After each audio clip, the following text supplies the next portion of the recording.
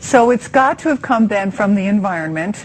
Now, we know of one case for sure where the chemtrail fibers were found, and you could maybe put it together. That was in two cases. I knew Anna and also Lily. And yes. Lily, okay. But there are chemtrails everywhere all the time. Correct, and they could have other chemicals in it. But one key that what I'm calling the smart dust, where smart dust is a very, very small particle at nano size that has a specific function. This looks like, if you look at certain times of the day and you see dust, but it's not dust, it's like an iridescent glitter. Very specifically different than regular household dust. Yeah. And this would be in areas where we have seen that. You know, Doctor, I got one of those 10 million watt spotlights. You go out at night and point it up to the sky, and you can't believe what's floating in the air. I mean, it's really disgusting. Right, and if you're seeing this iridescence, which looks like just like glitter, that is engineered dust or smart dust type material versus regular household dust, or that does not reflect back. So here comes the conspiracy theory. If Morgellons or Morgellons is related to chemtrails and it's coming out of the spray from airplanes, is there some grand plan to get this stuff into human beings? Well, I don't know if it was a plan or anything, but I will say that all of us have been exposed, all animals, all life forms on this planet. It's just a matter of what our genetic makeup is, what we have been chemically poisoned with as an industry, meaning working in industry versus living in certain polluted areas, that is allowing this to manifest more rapidly in individuals than ourselves. Now, is this considered, like, if you're handling this, you must be very careful. Is it something that could burrow its way in, like contagious? Well, I don't consider it contagious because what I've observed is that it has to have a specific chemical composition, and if, like, I'll give you an example, like the ones where they have the lesions, where they have the discolorization of the skin, they have a lot of porphyria in their body, which is from pyrols, and thus chemical composition of pyrols.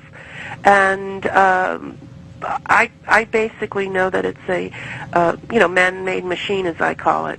So it's not going to be likely passed from person to person. They're going to have to get it from the thing environment. is, and why people can, I'm going to call it, be exposed and get it from other individuals, is that those same people may be exposed to the same chemicals that this other person has been exposed to. Got you. Yeah, that allows it to be a growth media for these assemblers or whatever is going on. Gotcha. I don't care if it's contagious. I mean, we have a picture there, I think it's number 7, of if my own mother had that on her lip, I ain't getting anywhere near her. I'm sorry. Well, Yeah, it's very hard.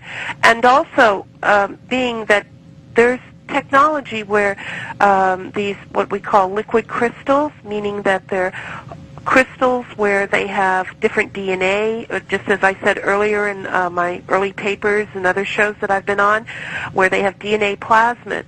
These DNA plasmids can be certain bacterias, sea anemones, shark venom, whatever it may be, okay? But it's where other scientists may not have found it or anything and call it parasites or whatever they may want to call it, because they never were able to get a whole matter of it, meaning a whole organism. So they're just going to compare it to a parasite, or think that it is a parasite. But I would like to see some of them, do some DNA or something analysis. Sure. Doctors, now, what's the CDC? I mean, we did, but we only got chemicals, you know? Right. What does the CDC do, or are they doing anything about this? I honestly don't know. I know in the very beginning, which was way back in September, October of 2006, they were going to do a study in California. Then they changed it to do it go back to Atlanta, and then do it out of Texas, but to my knowledge, I have not heard anything that they've done anything. Doctor, how many people, it's okay, how many people are you estimating have this affliction just in the United States? Early on, when the end of the statistics at the first of the year were over 60,000 in the United States, 100,000 worldwide, with an expansion rate of 1,000 a day globally. Oh, my word.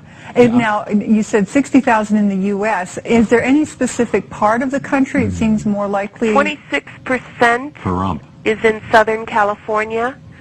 The other majority is in Texas and Florida, but it is spreading. There is a relationship to, I'm going to call it specific cities that have higher incidence.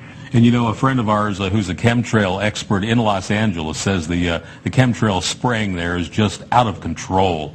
It's amazing. Do we have to do a break? Yeah, we have to do a break. Yeah. We're going to take just another short break, and when we come back, see if there's something we can do to help people prevent this affliction. Stay tuned. We'll be right back with Dr. Hildegarde Staninger.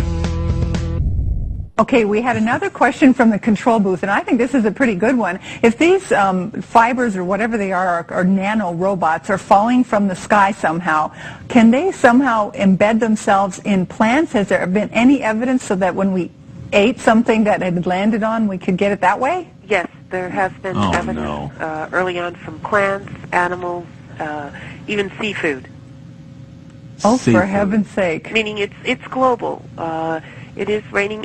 Once you've seen it, example like in some of the pictures where it has those clear, like hook-like features, you can see it on other living forms of life. Doctor, I'm becoming very scratchy sitting here tonight. You know, this may be a crazy question, but like at what temperature, maybe this will tell us something, at what temperature do the fibers that protrude from the skin burn at, and do they melt? We had none of them melt. We had them go as low as 600 degrees Fahrenheit to as high as 1,400 degrees that we tested. And they don't melt? No, they don't melt. They break apart, but they're still all together. Holy cow. Now, and one of them broke apart, and that's what you got the golden head. Meaning it was a complete fiber burned at the end, 1,400 degrees, and it showed the golden head. I think we should get Spock in here, maybe. Yeah, really. No, this is really... One of my questions, though, is, okay, we've got perhaps this falling from the sky. Obviously, you found that it's in the food we eat, even seafood. How can do we need to build our immune systems? What can help us with this? Well, this particular thing that we found is that it never stimulated the immune system. So in the very beginning, it's like... if it doesn't stimulate the immune system because it's so small, the immune system can't send out the white blood cells in the soldiers to fight it, okay? Gotcha. So what you have to do is just basically keep your body healthy, and please use good intestinal fiber and Jerusalem artichoke powder and other types of nutrients like what are being developed so that you can maintain good digestive health, because I personally think that, well, I know it's starting in the intestinal tract, thus the first organs that are formed are the GI tract. So if you can keep that, so if you can keep that cleaned out then and healthy, it doesn't have a chance to grow. Assemble, correct. Assemble. Correct. Yeah. Okay, I get you.